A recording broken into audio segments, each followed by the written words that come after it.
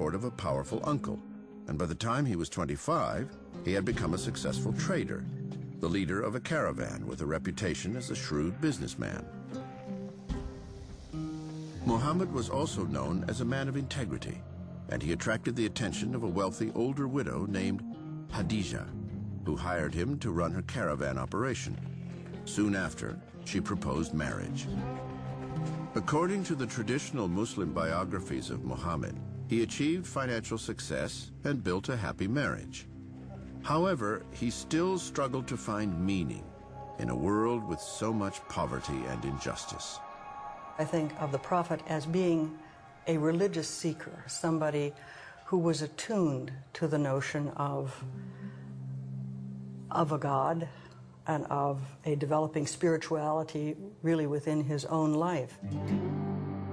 Muhammad found himself questioning the tribal religions that worshipped multiple gods. He himself is believed by many to have been a member of a small group of peoples in Arabia who saw something wrong with the prevailing paganism, the rituals, the polytheism that was rampant in Arabia, and who would steal away from society from time to time in order to contemplate the realities of human existence. It was during one of these retreats in a cave outside Mecca that Muhammad would have a vision that would change the course of history.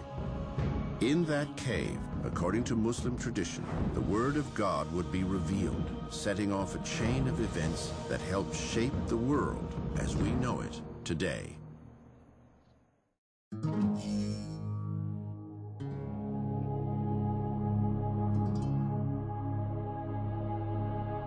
Five times a day, Muslims around the world turn in the direction of a beacon and pray. That beacon is the holy city of Mecca, located in what today is Saudi Arabia. But in the early 7th century AD, Mecca, Islam's most sacred site, was an Arab hub of pagan worship and a city rife with social injustice.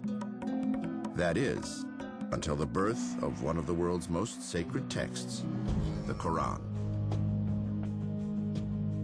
According to tradition, a 40-year-old trader named Muhammad ibn Abdullah would often withdraw alone to a cave outside Mecca to reflect on a world he saw as increasingly oppressive. It is believed that in the year 610, during one of his meditative retreats to the cave, Muhammad was abruptly gripped by an overwhelming presence.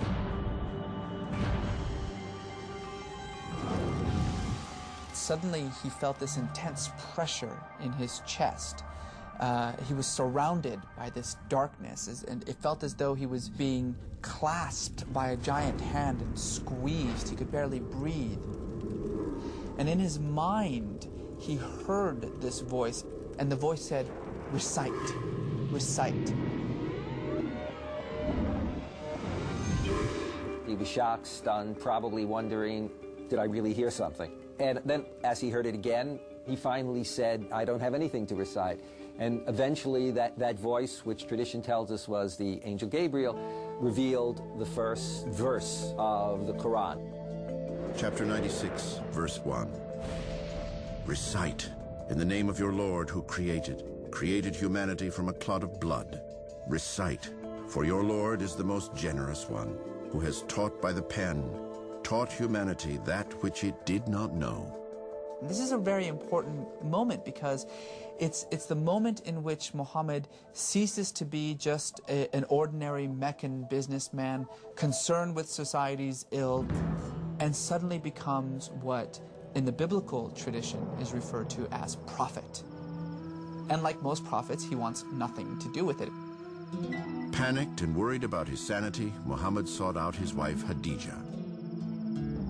What he really wants to do is kill himself.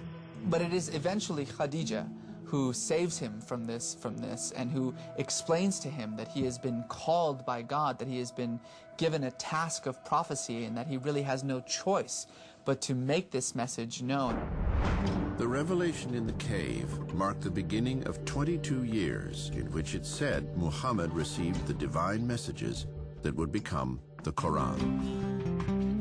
According to tradition, Sometimes the words came ringing in his ear like a bell. At other points, they came in torturous fits that resembled epileptic seizures.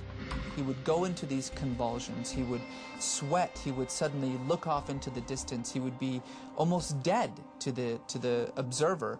And when he came out of these prophetic moments, he would suddenly spew out these revelations.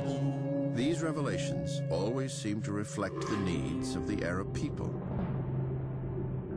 The early verses were terse and simple. They were a challenge to the pagan practices of the Meccans and a summons to worship a single God. Chapter 73, verse 8. Remember the name of your Lord and devote yourself fully to him. He is the Lord of the East and the West. There is no God but he, so take him as your guardian. For the first few years of these revelations, Muhammad memorized the verses and only shared them with his wife and closest companions. But gradually he came to believe he'd been called to prophecy and that he had a duty to pass on to others the holy words collecting in his head. Finally, in the year 612, the reluctant prophet went into central Mecca and began to preach. It was a wake-up call to those citizens of Mecca who, in the eyes of the prophet, had lost an awareness, if they ever had it, of a supreme God, of the one God who created all and who guides all. But while the God of which Muhammad spoke was glorious and merciful, he was also wrathful. The prophet told the Meccans that a day of judgment would come when there would be consequences for their actions on earth. Here is this man, it's known that he's been carrying on these vigils, and he comes into the marketplace, say, and he says, the world will end. The God who created the world will bring it to an end, and you are part of that. Now that is a powerful, powerful message. A powerful message, but not a new one. Muhammad made it clear that the Qur'an was the very same revelation that had been sent down to the Jews and Christians centuries earlier. A message about God's guidance for humankind. But now the revelation was coming to the Arab people for the first time and in their own language. The Prophet never said that I brought a new religion for you. The Prophet simply said, I am a messenger bringing the same message which has been brought to you by dozens and dozens of these extraordinary figures in our mutual history. Over and over again, the Quran says, do not forget what happened to Abraham when, and then it'll tell a story about Abraham. Do not forget what happened to Joseph, and then it will tell a story of Joseph. And the interesting thing about it is that these stories are presented in sort of a Reader's Digest version. They're sort of summaries of these great stories. The audience that the Quran was revealed to was already familiar with these stories because they were living in a city that was steeped in these traditions. According to Muslims, one of the most remarkable aspects of the Quran is that Muhammad memorized the revelations as they came to him and then recited them verbatim to his followers. While there was a form of written Arabic at the time, few knew how to read or write it. Muhammad was no exception. The belief within Islam is that Muhammad was illiterate. What that underscores then, of course, is on the one hand, the fact that he wouldn't have written these revelations himself. On the other hand, the question is, well, how were they preserved? Muhammad's small band of followers would promptly commit to memory each new revelation they heard, adding verse after verse to a mental collection of the already existing Quran. Given the culture that they were living in, such feats of memory are not surprising. The societies that we are talking about are oral cultures. So in a sense, the oral culture in which Muhammad lived allowed people to listen in something for one time or even two times and have the ability to memorize that and be able to recite it verbatim.